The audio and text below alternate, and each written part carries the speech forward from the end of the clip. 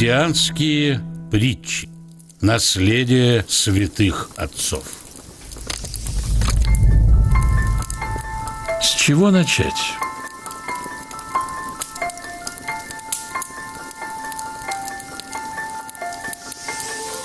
Жил-был один монах, который хотел постичь все тайны Духа Божия.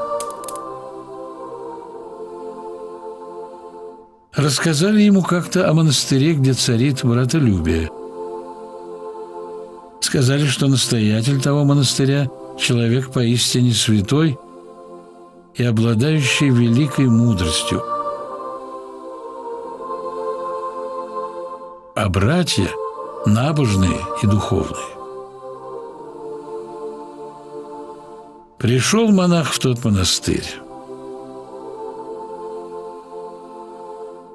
Братья его тепло встретили, накормили с дороги, расспросили, кто он и зачем пришел. «Я пришел, чтобы познать тайны Духа Божия.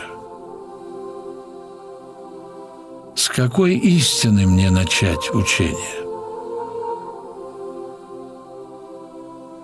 «Начни с самой простой. Поел, вымой за собой миску.